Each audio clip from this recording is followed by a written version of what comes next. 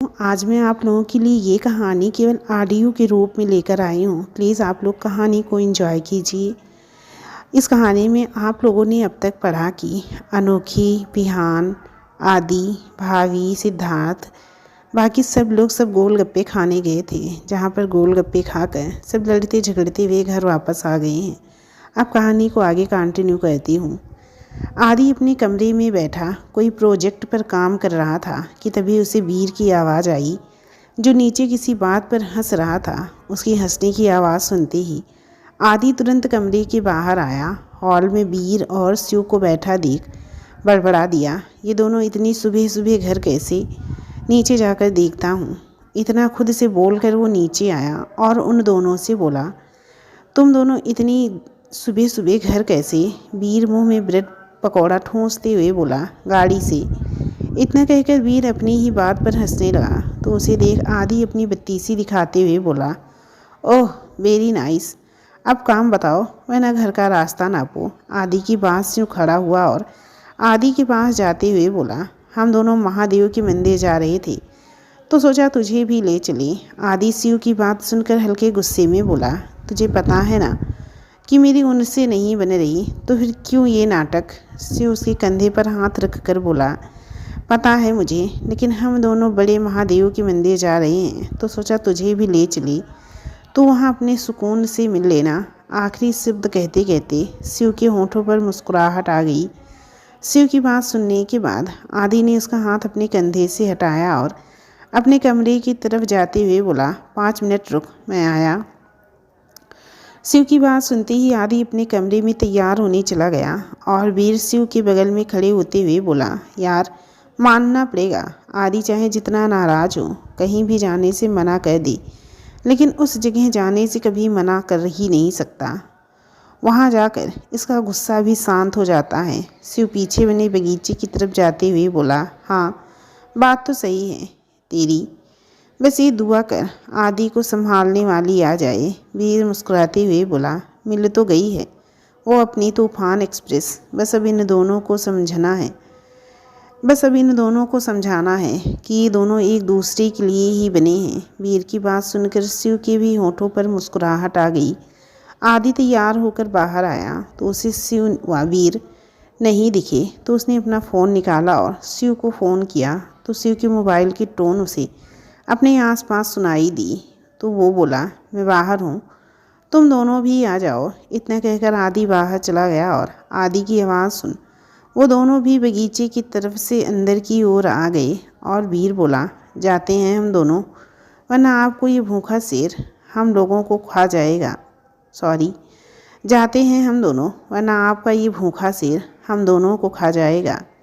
वीर के ये कहते ही बगीचे से सबके एक साथ हंसने की आवाज़ आई, जो बाहर आदि के कानों में पड़ी तो वो तेज़ी के साथ गाड़ी की ओर चला गया। बिहान ने गाड़ी कॉलेज ना ले जाकर कहीं और खड़ी कर दी, लेकिन अनोखी किसी सोच में डूबी थी, जिस वजह से उसे गाड़ी रुकने का आभास नहीं हुआ। अनोखी को इस तरह देख बिहान और सुहानी ने एक दूसरे को देखा और फिर बिहान बोला, सुहानी नीचे उतरो, मैं गाड़ी खड़ी करके आता हूँ। बिहान की आवाज़ अनोखी के कानों में पड़ी तो वो एकदम से सकपका गई और इधर उधर देखने लगी।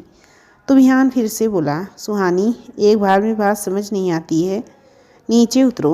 बिहान की गुस्से से भरी आवाज़ सुनकर अनोखी सीट से एकदम से उठी तो उसका सिर ऊपर टकरा गया। सुहानी एकदम से उसका हाथ पकड़कर घबराते हुए बोली, तो ठीक है ना? सुहानी की बात सुनकर अनोखी ने उसे देखा और अपनी पलकें झपकाकर हाँ कर दी और आंखें बंद करके एक गहरी सांस ली और नीचे उतर गई। अनोखी के उतरते ही बिहान सुहानी से बोला, ध्यान रखना। सुहानी भी हल्की आवाज़ में बोली, हाँ, और सुहानी भी नीचे उतर गई तो बिहान गाड़ी को पार्क करने चला गया। अनोखी इधर उधर हैरानी से देख रही थी और सुहानी से बोली, ये कॉलेज में मंदिर है? मुझे तो आज ही पता चला, तुझे पता था?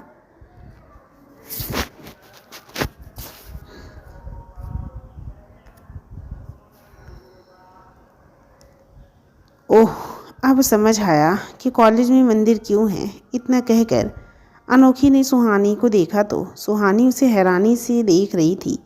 अनोखी आगे बोली, देख, कॉलेज में मंदिर इसीलिए है कि जब तुम्हारे पेपर हों तो तुम दिन भर यहाँ बैठकर भगवान जी को रिश्वत दे सको। और ये तो तू जानती है कि कॉलेज में सबसे ज़्यादा तुझे निम्बा निम्बी मिलेंगे, तो वो यहाँ मंदिर में जाकर शादी कर सकते हैं। यार, बहुत फ़ायदे हैं मंदिर होने के कॉलेज में, है ना?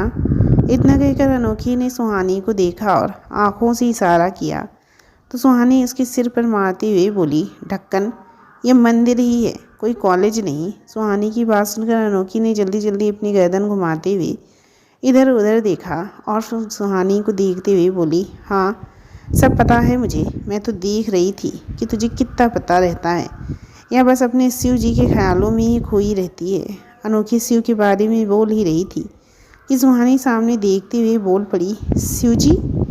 अनोखी अपने सिर पर हाथ रख कर वहीं बैठ गई और बोली, हे महादेव, अब तो इस चुड़ैल को शिव जी दिखने भी लगे। मैंने तो बस नाम ही लिया था। महादेव, आपने तो मेरी दोस्त को ये रोग लगाकर बर्बाद कर दिया। अब मेरी दोस्त भी रोगी हो गई।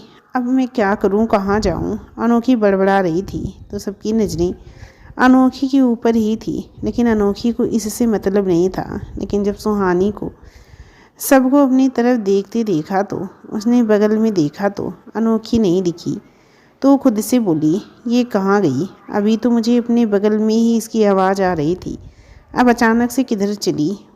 वो ये बात खुद से बोल ही रही थी कि उसे फिर से अनोखी की आवाज़ सुनाई दी, तो वो फिर से खुद से ही बोली, ये तो यहीं कहीं है। इतना कहकर उसने नीचे देखा तो अनोखी नीचे बैठी हुई थी। सुहानी तुरंत झुकी और बोली, अनोखी, उठ, नीचे क्यों बैठी है? अनोखी सुहानी को घूरते हुए बोली, देख ले तेरी यारी, तू भी रोगी हो गई।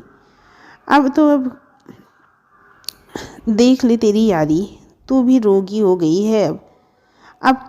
अब मैं क्या करूँगी? महादेव, यह आपने अच्छा नहीं किया।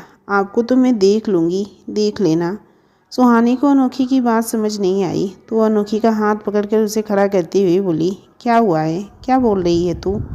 अनोखी खड़े होकर अपने कपड़े झाड़ते हुए बोली, देख, अब तुझे मेरी बात भी समझ नहीं आती, तू बदल गई है। सुहानी उसके चेहरे पे लगी मिट्टी को साफ करते हुए बोली, सीधे सीधे बोलना। अनोखी उसका हाथ हटाकर अपना हाथ कमर पर रखते हुए बोली, देखा, मैंने शिव जी का नाम लिया और तुझे शिव जी दिख भी गए, तो खुद सोच ले, तो रोगी हो गई कि नहीं? सुहानी उसके चेहरे को अपने हाथों से पकड़कर रोड की तरफ घुमाते हुए बोली, देख, वो रहे शिव जी। सुहानी जिस तरफ देख रही थी उस तरफ अनोखी ने जब देखा तो उसे शिव नहीं दिखा, तो वो फिर से बोली, अब तो मान जा कि तू उस रोग से ग्रस्त हो चुकी है जिसका कोई इलाज नहीं है। उसका सिर्फ एक ही इलाज है, बंधन। सुहानी को भी अब शिव नहीं दिखा तो वो बड़बड़ाते हुए बोली, यार, सच में मैंने शिव को देखा था। अनोखी अब हल्के गुस्से से बोली, देखा था अगर तूने शिव को तो वो मुझे क्यों नहीं दिखा? अब ये मत बोल देना कि वो सिर्फ तुझे ही दिखते हैं। सुहानी उदास होते हुए बोली, नहीं यार, ऐसा नहीं है, लेकिन यार मुझे वो सच में दिखे थे। अनोखी उसका हाथ पकड़कर मंदिर की ओर ले जाते हुए बोली, अब चल, वरना देवदासनी बन जाएगी तू। सुहानी अनोखी के साथ चली गई। उधर आदि शिव को घूरते हुए बोला, तुझे इतना बड़ा ट्रक नहीं दिखा जो रोड पार करने लगा तू? शिव गाड़ी की आड़ से बाहर को आते हुए बोला, यार, मैंने उस सुहानी को देखा तो। ये सुनते ही वीर पीछे से आया और शिव के कंधे पे हाथ रख कर बोला, ओह, तो अब तो दिन में भी सपने देखने लगा, और वो भी चलते हुए। सही है, अभी तो चलते हुए सपने देखने में इतना खोया हुआ था कि अभी तुझे तारे नज़र आ जाते और हम लोगों को पूरी सब्जी उम्मीद से पहले ही मिल जाती। शिव ने वीर की बात सुनकर उसको गुस्से से देखा और हाथ झटका तो वीर हड़बड़ा गया और शिव वीर को गुस्से से देखते हुए आदि के पास गया और उससे बोला, यार, तू तो यकीन कर, इस पागल से तो उम्मीद करना ही बेकार है कि ये कुछ समझेगा। कम से कम तू समझ। आदि ड्राइविंग सीट पर बैठते हुए बोला, मैं पार्क करके आता हूँ। तुम दोनों तब तक अंदर होकर आओ। इतना कहकर आदि पाक करने चला गया तो शिववीर को घूरते हुए बोला, चल अंदर, वरना मैं अभी उम्मीद से पहले ही तुझे बड़ी मात्रा में प्रसाद दे दूंगा। वीर शिव की बात सुनकर आगे आगे चला गया और शिव पीछे पीछे। वो दोनों अंदर जाकर महादेव की मूर्ति के सामने खड़े हो गए, लेकिन उनसे पहले दो लड़कियां खड़ी थी जिन्होंने चुन्नी से अपने सिर को ढक रखा था। एक कुछ बुदबुदा रही थी कि दूसरी उसे कोहनी मार रही थी, लेकिन शिव और वीर ने इस पर ध्यान नहीं दिया और जब आंखें खोली तो आगे की लड़कियां नहीं थी। सुहानी जीना उतरते हुए अनोखी से बोली, क्या कर रही थी? अनोखी अपनी चप्पल पहनते हुए बोली, क्या कर रही थी? सुहानी उसकी नाक पर फैले सिंदूर को साफ करते हुए बोली, कोहनी क्यों मार रही थी? अनोखी वहाँ से दूसरी ओर भागती हुई बोली, क्योंकि जो तू मांग रही थी वो अब तुझे मिल गया है। तो अब क्या मांग रही थी? कभी तो मंदिर आओ तो महादेव से बातें करो, ये क्या है? जब भी आओ तब हर बार बस मांगो, और वैसे भी वो तुझे वही देगा जो तू चाहती है। अब जल्दी से आ। इतना कहकर अनोखी वहाँ से चली गई, लेकिन ये बातें वहीं खड़े आदि के कान में पड़ी और साथ ही पायल की आवाज़ सुनाई दी।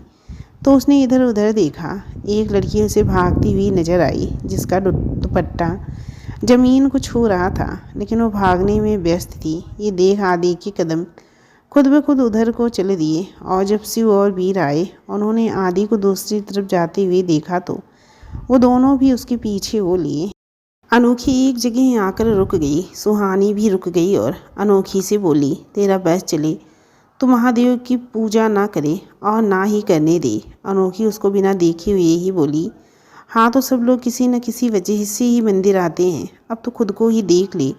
तो जब भी आती है महादेव से कुछ न कुछ मांगती ही रहती है। मम्मी भी आती हैं तो वो भी यहाँ तक कि यहाँ पर जितने लोग भी आते हैं सब कुछ न कुछ मांगने ही आते हैं। बहुत कम होते हैं जो मंदिर तो आते हैं लेकिन वो कुछ मांगते नहीं हैं, बस अपना सुकून लेने यहाँ आते हैं। और उन लोगों में मैं भी हूँ जो यहाँ सुकून के लिए आती हूँ। और फिर देख इस जगह पर कितना सुकून है। और वो अब चुप कर महादेव से बातें करने दो, और अब चुप करो, महादेव से बातें करने दो। आदि जो उन दोनों के पीछे ही था और उसके पीछे शिव और वीर। आदि जहाँ अनोखी को सुन रहा था तो वहीं शिव और वीर ने जब वहाँ का नज़ारा देखा तो उनकी आंखें खुली की खुली रह गई और वीर के मुंह से अपने आप निकला, वाओ। वीर की आवाज़ सुनते ही आदि ने अपने दाएं तरफ देखा तो कोई नहीं दिखा। फिर बाएं तरफ देखा तो शिव और वीर नजर आए। उन दोनों को देखकर आदि बोला, तुम दोनों यहाँ? शिव ने आदि की बात का जवाब नहीं दिया और ना ही वीर ने, बल्कि उन दोनों ने ही अपनी नज़रें सामने से हटाई नहीं। तो आदि ने उन दोनों की नज़रों का पीछा करते हुए सामने देखा तो वो भी सामने देखता ही रह गया और उसके मुंह से अनायास ही शब्द निकल आए, बेहद खूबसूरत। आदि ने जब सामने देखा तो देखता ही रहा। सामने एक झील थी जो आसपास के पेड़ों से घिरी हुई थी। साथ ही चारों तरफ ऊंचे ऊंचे पहाड़ थे जो घास की चादर से लिपटे हुए थे। आदि की आवाज़ सुनते ही शिव और वीर की नज़रें सामने से हटी और उन दोनों ने ही आदि को देखा और शिव बोला, कितना सुकून भरा दृश्य है। वीर शिव की बात का समर्थन करता हुआ बोला, हाँ यार, लेकिन हम लोगों ने आज तक ये जगह नहीं देखी, जबकि हम लोग तो अक्सर यहाँ आते हैं। वीर की बात सुनकर पीछे से आता हुआ विहान बोला, तुम लोग आते हो अक्सर, लेकिन इस जगह नहीं आते हो, इसीलिए ये जगह नहीं देख पाते। विहान की बात सुनकर तीनों ने उसे देखा और शिव बोला, तू यहाँ? विहान ने सामने की ओर इशारा किया जहाँ अनोखी एक पत्थर पर बैठी हुई थी और सुहानी से कुछ बोल रही थी। उसका इशारा समझते ही वीर बोला, लेकिन इस जगह के बारे में तुझे कैसे पता? विहान नहीं बैठते हुए बोला, मुझे नहीं पता था ये जगह, अनोखी को ही पता था, उसी ने मुझे दिखाई थी एक बार। आदि अनोखी की तरफ पहले से ही झुकाव महसूस कर रहा था, लेकिन विहान की बात सुनकर वो खुश होते हुए बोला, जिस जगह को हम लोग यहाँ रहते हुए नहीं जान पाए उस जगह के बारे में तुम्हारी बहन ने 3 महीने में ही पता कर लिया। विहान आदि की बात सुनकर मुस्कुराते हुए बोला, हाँ, एक बार छोटी माँ से लड़ गई थी तो स्कूटी लेकर यहाँ चली आई थी और घूमते हुए ये जगह मिल गई। तो जब भी अपसेट होती है यहीं आती है, बोलती है ऐसा लगता है इस जगह पर महादेव रहते हों। कितना शांत व सुकून से भरा वातावरण है। आदि भी उस जगह की खूबसूरती में खोते हुए बोला, हाँ यार, जगह तो खूबसूरती से भरी हुई है। इसके साथ ही इस जगह का ये दृश्य कितना मनमोहक है। किसी के भी दिल में चाहे जितनी उथल पुथल हो, ये सब शांत कर दे। तभी वहाँ मोर की आवाज़ आती सुनाई दी। अनोखी की भी जो वहाँ पर बैठ अनोखी को भी जो वहाँ पर बैठकर किसी बात पर खिलखिला रही थी, उसे ऐसा हंसता खिलखिलाता देख उन चारों के चेहरे पे मुस्कान आ गई और वो अनोखी को देखने लगी। तभी वहाँ एक मोरनी आई। अनोखी उसे देखते ही चुप हो गई और धीरे से एक गाना बजा दिया। गाने की आवाज़ जब मोरनी के कानों में पड़ी तो वो थिरकने लगी। दिल ये बेचैन वे, रास्ते पे नैन वे, जिंदगी बेहाल है, सुर है ना ताल है। और तो चारों उस तरफ देखने लगे। अचानक ही वीर की नज़रें अनोखी की तरफ गई तो उसने शिव को उस तरफ देखने का इशारा किया और शिव ने जब देखा तो उस तरफ देखते ही उसने आदि के चेहरे को अपने हाथों से पकड़कर घुमा दिया और फिर आदि ने विहान के कंधे पर हाथ रखकर बिना उसे देखे उस तरफ देखने का इशारा किया जिधर वो तीनों पहले से ही देख रहे थे। विहान भी उन तीनों के साथ उधर देखने लगा जिधर वो चारों देख रहे थे। उस तरफ अनोखी डांस कर रही थी और वो गाने के सुर ताल से अपने कदमों को इस तरह बयां कर रही थी कि वहाँ मौजूद उन चारों की नज़रें हट ही नहीं सकी। अनोखी बहुत खूबसूरती से डांस कर रही थी। उसके चेहरे पर इस वक्त एक ऐसा सुकून था जो दिल सिद्ध था और आंखों में चमक थी जो कभी कभार ही देखने को मिलती थी। अनोखी को देखते ही आदि के कदम उस ओर चल पड़े। आदि को रोकने के लिए वीर आगे बढ़ा, लेकिन विहान ने उसे रोक लिया और बोला, दोनों के दर्द एक जैसे हैं, तो मरहम भी दोनों के एक जैसे ही होगा।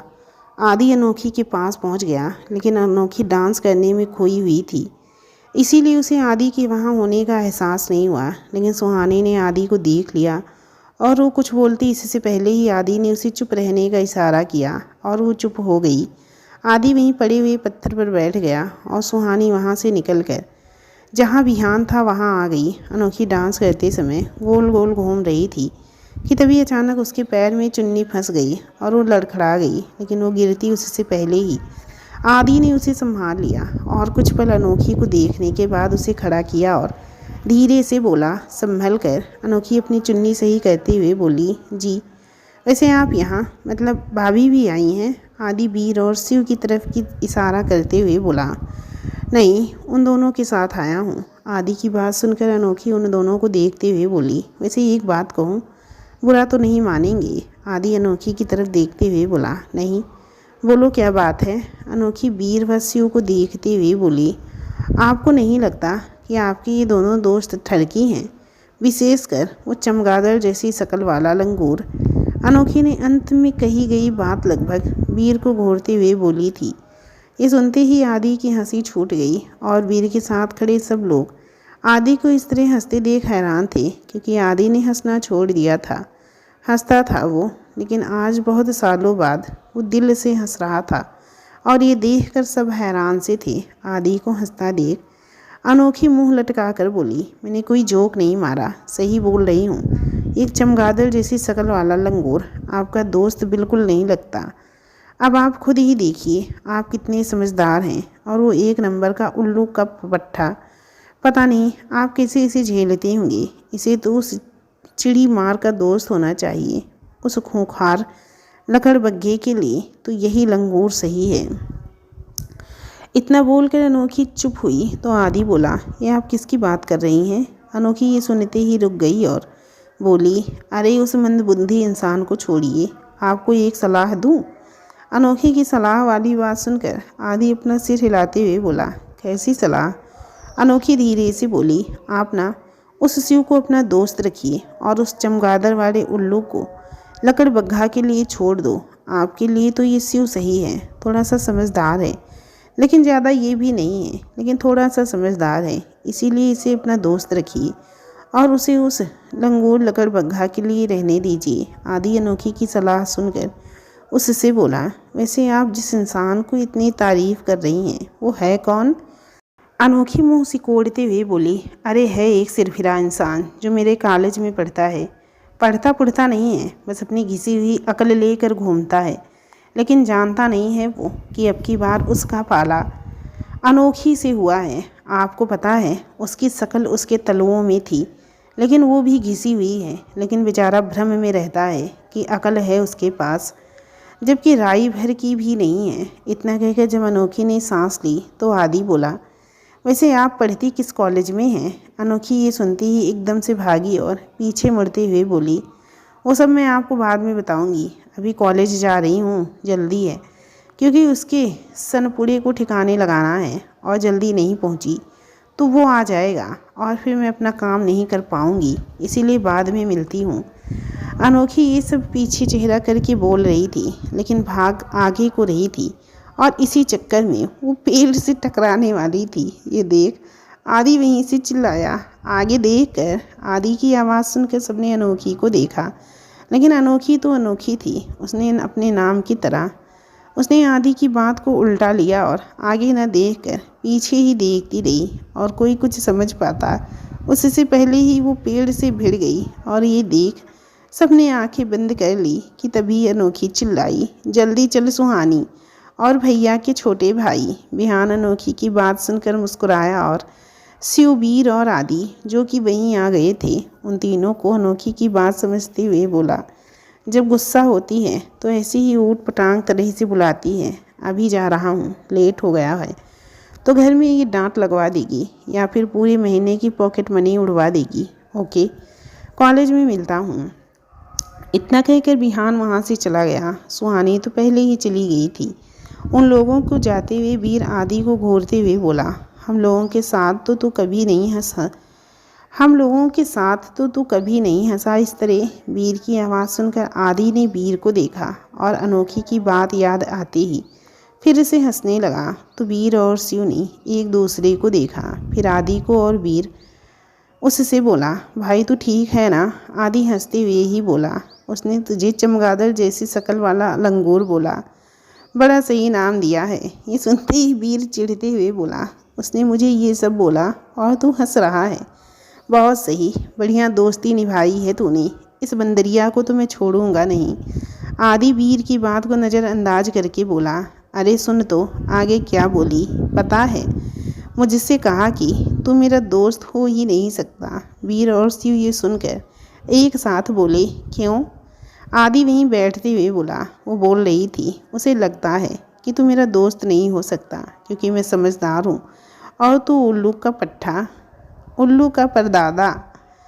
अब की बार ये सुनते ही शिव की भी हंसी छूट गई और वीर चिढ़कर बैठ गया। तो आदि उसके गाल में हाथ डालकर बोला, उसके गले में हाथ डालकर बोला, चिढ़ मत, तुझे पता है उसके कॉलेज में कोई लड़का है, उसकी तारीफ बढ़ा कर कह रही थी, उसकी तारीफ में कसीदे पढ़ रही थी। तुझे तो बस इतना ही बोला, लेकिन उसे लकड़ बग्घा, खोखा, चिड़ी मार और भी शब्दों से तारीफ कर रही थी और मुझसे बोल रही थी तुझे उसका दोस्त होना चाहिए और शिव को मेरा, क्योंकि शिव थोड़ा सब समझदार लगता है। और पता है उस लड़के के बारे में क्या बोल रही थी कि वो जो लड़का है उसके पास घिसी हुई तलवे वाली अकल है जो वहीं लिए घूमता है, और अब उसका पाला अनोखी से पड़ा है। और पता है आज उसी की वजह से जल्दी गई है, कुछ करने वाली है।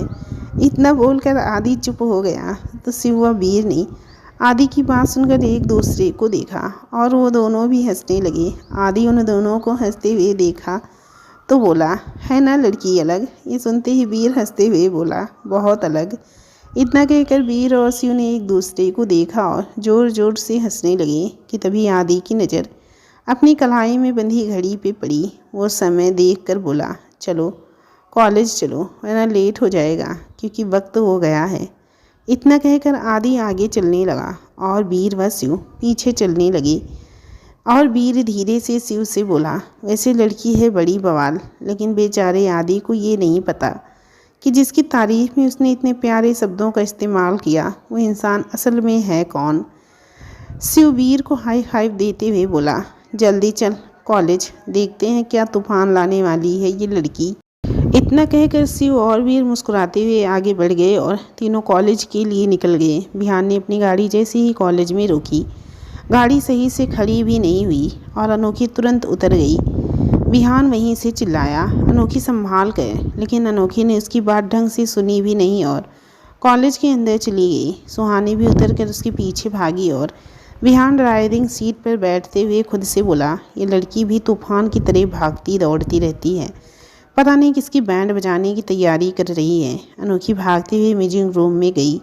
भागने की वजह से वो थक गई थी, इसीलिए रूम के बाहर ही घुटनों पर हाथ रख कर तेजी तेजी से सांस लेने लगी कि तभी पीछे से भागते हुए सुहानी आई और वो भी तेज़ से सांस लेने लगी और फिर बोली, क्या यार अक्कू, तो खुद तो भागती है और दूसरों को भी भगाती है, अब थक गई ना। सुहानी की बात को नज़रअंदाज करते हुए अनोखी खड़ी हुई और कमरे में घुस गई तो उसके पीछे पीछे सुहानी भी चली गई। अनोखी अंदर आते ही इधर उधर देखने लगी, तभी उसे कुछ दिखा तो उसने आंखों में चमक आ गई और वो तुरंत उस तरफ को भागी। सुहानी भी उसके पीछे भागते हुए बोली, अक्कू क्या कर रही है यार।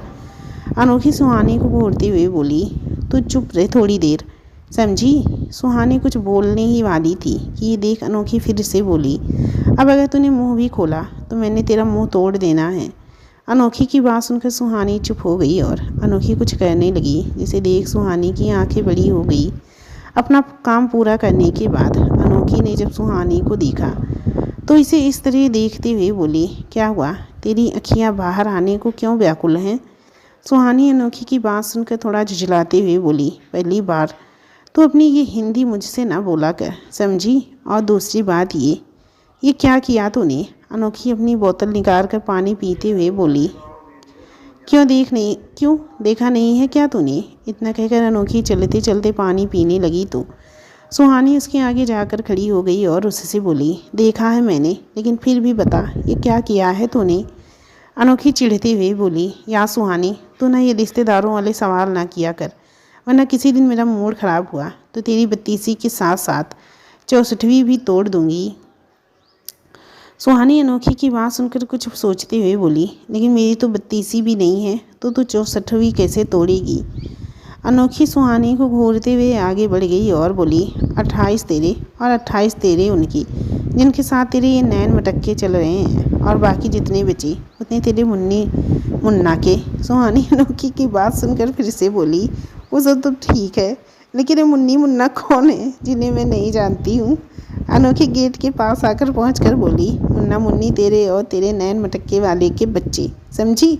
और अब अगर तूने एक लफ्ज़ भी बोला तो तेरे मुंह को सिल दूंगी। अब चल जल्दी से, वरना खुखार लकड़बग्घा आ गया तो वो कीमा बना देगा, और अगर तूने बनवाना हो तो तू यहीं बैठकर उसका इंतज़ार कर, लेकिन मुझे नहीं बनना, क्योंकि अभी तो मैंने किसी के बच्चे को बिगाड़ा भी नहीं है।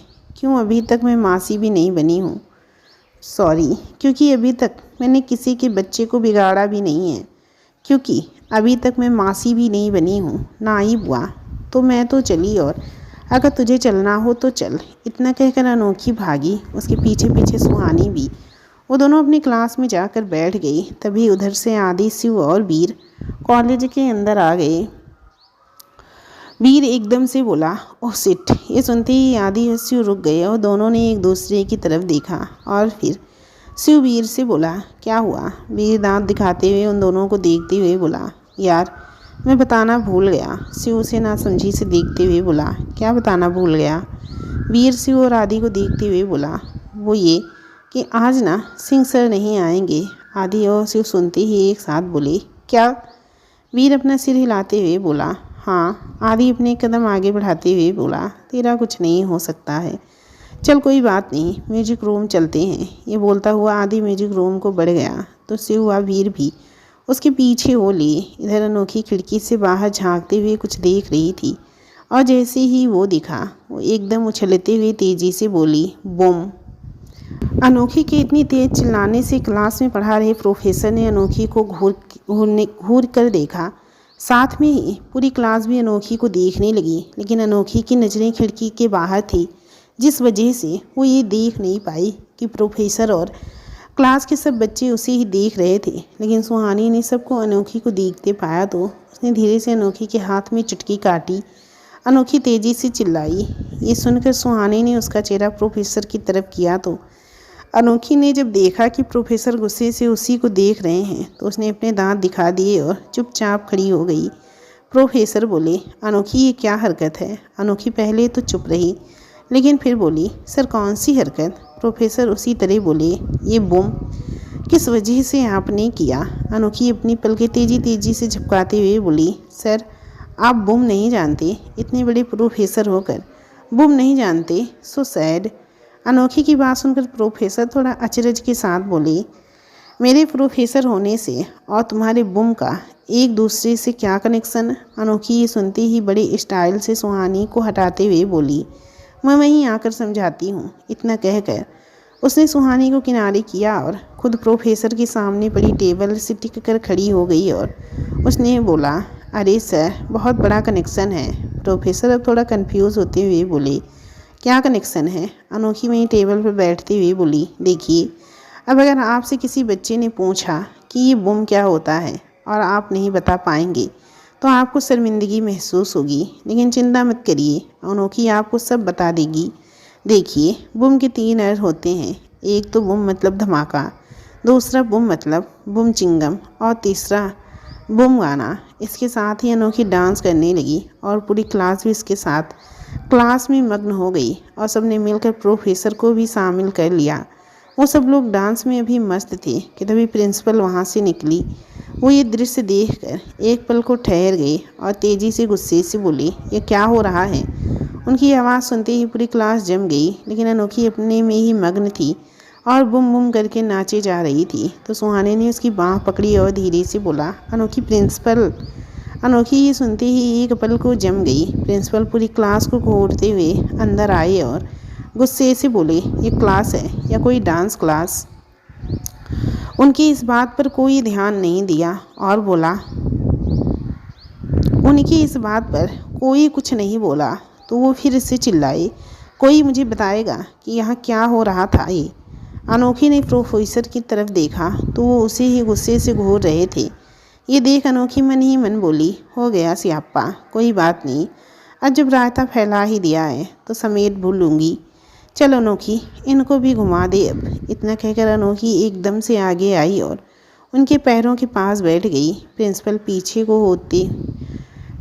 पीछे को हुए तो अनोखी रोते हुए बोली, सॉरी सर, लेकिन इन सब में हम सब की कोई गलती नहीं है। प्रिंसिपल अनोखी को घूरते हुए बोले, तो फिर किसकी गलती है, ज़रा बताएंगी आप मिस अनोखी? अनोखी रोते हुए ही बोली, बिल्कुल बताऊंगी सर। प्रिंसिपल वहीं चेयर पर बैठते हुए बोले, हाँ तो बताइए कि किसकी गलती है? अनोखी वहाँ से खड़ी होकर उनके सामने पैरों के पास बैठ गई और उनके पैरों को पकड़ते हुए बोली, वो सर चमेली की मम्मी की। प्रिंसिपल अपना चश्मा निकालते हुए बोले, ये कौन है? अनोखी उन्हें देखते हुए ही बोली, चमेली की मम्मी का नाम है तेल कुमारी, और सर ये ना मर चुकी हैं और ये मेरी सबसे अच्छी दोस्त थी पिछले जन्म की। मैंने तो इस जन्म में जन्म ले लिया लेकिन वो नहीं ले पाई, तो मेरे साथ ही रहती हैं और जब भी ये लाल शर्ट देखती हैं तो ये बुम करती हैं और गाना गाकर नाचने लगती हैं। और आज भी इसने वही किया। अभी जब आप बाहर घूम रहे थे तो इसने आपको देख लिया और आपने लाल शर्ट पहनी है तो इसने बुम किया और सबको अपने साथ नचाने लगी। अब आप सोच रहे होंगे कि लाल शर्ट का क्या कनेक्शन? तो सर बात ये है कि एक बार लाल सांड था जो वो जब भी हमला करता था तो उसे बुम करके ही शांत किया जाता था और साथ में डांस करना पड़ता था। तो एक बार ये वाकया तेल कुमारी के साथ हुआ था, तो तभी से वो ये सुनते ही प्रिंसिपल के पसीने निकल आए, लेकिन वो खुद को शांत करते हुए बोले, ऐसा कुछ नहीं होता। ये बोलकर वो उठने को हुए कि तभी अनोखी ने उनको देखा। वो डर कर बैठ गए। अनोखी बोली, तुझे लगता है कि मेरी दोस्त झूठ बोल रही है? तो एक काम कर, तू मेरे साथ चल, स्वर्ग के नए लोग वहाँ तुझे तल कर खाऊंगी तो तुझे यकीन हो जाएगा। रुक तो। इतना कहकर अनोखी खड़ी हुई कि तभी उसकी पकड़ प्रिंसिपल के पैरों से हटी तो प्रिंसिपल वहाँ से रफ्फू चक्कर हो गए और वो ऐसे भागे जैसे गधे की सर से सींग। ये देख वहाँ खड़े प्रोफेसर ने अनोखी को देखा। अनोखी ने सर नीचे झुका लिया और धीरे से मुस्कुराने लगी। उधर आदि ने शिव और वीर के साथ जैसे ही म्यूजिक रूम का गेट खोला तो उसके ऊपर कुछ गिरा। ये देख वो गुस्से से चिल्लाया, व्हाट द हेल। इतना कहकर आदि शिव और वीर की तरफ घूमा और उन दोनों को गुस्से से घूरते हुए बोला, ये तुम दोनों में से किसने किया है। वीर आदि की बात सुनते ही तुनकते हुए बोला, हाँ, रात के 12 बजे हम दोनों आए थे और ये सब करके सुबह ही तो घर गए। आदि वीर की बात सुनकर उसे घूरते हुए बोला, तू यही बात सीधी तरह से भी बोल सकता है था ना। वीर आदि के आगे जाते हुए बोला, हाँ, जैसे मैं सीधी तरह से बोलता और तू समझ जाता। इतना कहकर वीर आदि से आगे चले गया तो आदि शिव को देखने लगा। शिव भी आदि को नज़रअंदाज करते हुए आगे बढ़ गया। ये देख आदि खुद से ही बोला, ये आखिर किया किसने, कौन हो सकता है। आदि ये सब सोच ही रहा था कि उसे वीर की आवाज़ सुनाई दी जो उसे ही पुकार रहा था, इधर आ जा, अगर अपने दिमाग के गधे को दौड़ा चुका हो तो। ये सुनते ही आदि उसके पास गया और उसके गले को पीछे से दबाते हुए बोला, साले, तुझे ऐसा नहीं लग रहा है कि तुझे ज़्यादा बोल रहा है। वीर आदि के हाथ से अपना गला छुड़ाते हुए बोला, पहली बात तो मैं तेरा साला नहीं हूँ, तो मुझे साला मत बोल और जो है उसे ही बोल, समझा। और दूसरी बात ये है कि मैं बोलता कम ही हूँ लेकिन तुझे ज़्यादा लगता है, और जो ज़्यादा बोलता है तुझे वो कम बोलते हुए लगता है। आदि उसकी बातों का मतलब समझ पाता उससे पहले ही शिव बोल पड़ा, आदि तू इसे छोड़ और चल रिहर्सल पर ध्यान दे। आदि भी शिव की बात सुनकर वीर को घूरते हुए आगे बढ़ गया। शिव वीर के पास धीरे से बोला, क्यों दिन भर शांत शेर को उकसाता रहता है। वीर शिव के गले में हाथ डालते हुए बोला, क्योंकि मज़ा आता है। शिव वीर का हाथ हटाकर आगे बढ़ते हुए बोला, तो फिर उकसाता रहे और जब वो झपटे तो मेरी तरफ ना देखना। आदि अपना गिटार छूता उससे पहले ही वीर बोला, चल आदि, एक एक चाल हो जाए शतरंज की। आदि वीर की बात सुनकर उसे देखते हुए बोला, नहीं, आज नहीं। वीर ये सुनते ही अपने बालों को जो माथे पर थे उनको फूंकते हुए बोला, डर गया ना कि कहीं हर बार की तरह हार न जाए। आदि वीर की बात सुनकर उसे देखते हुए शिव से बोला, ये क्या खा कर आया है आज, जो दिन भर अपनी बेइज्जती कराता रहता है और तब भी शर्म नहीं आती है। आदि की बात सुनकर वीर आदि को घूरते हुए बोला, मैं कुछ भी खाऊं, उससे तुझे क्या मतलब है। खेलना हो तो खेल, वरना रहने दे और अपनी हार स्वीकार कर ले। तू ना एक काम कर, बिना खेले ही हार स्वीकार कर ले, क्योंकि हारना तो तुझे वैसे भी है, लेकिन बिना खेले स्वीकार कर लेगा तो तुझे ज़्यादा शर्मिंदा नहीं होना पड़ेगा। चल अब जल्दी से हार स्वीकार कर। वीर इतना कहकर वहीं चेयर पर बैठ गया और अपना मोबाइल चलाने लगा।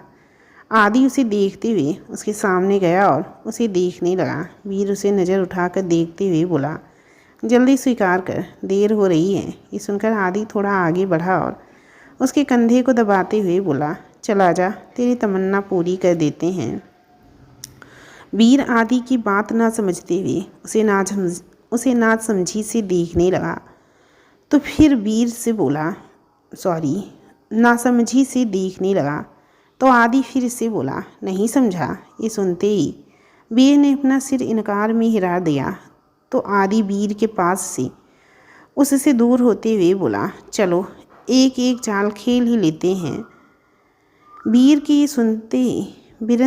ये सुनते ही तुरंत खड़ा हुआ और बोला, रहने देना, तो अपनी हार ऐसे ही स्वीकार कर ले। खेलेगा तो तू बुरी तरह से हार जाएगा और फिर ज़्यादा शर्मिंदगी महसूस होगी जो मुझसे देखी नहीं जाएगी। आखिर तू मेरा दोस्त है, इसीलिए ऐसे ही स्वीकार कर ले। ये सुनते ही आदि वीर को देखते हुए बोला, मुझे ज़्यादा शर्मिंदगी उठाना मंजूर है, लेकिन तेरा दिल तोड़ना नहीं, तो अब आ जा।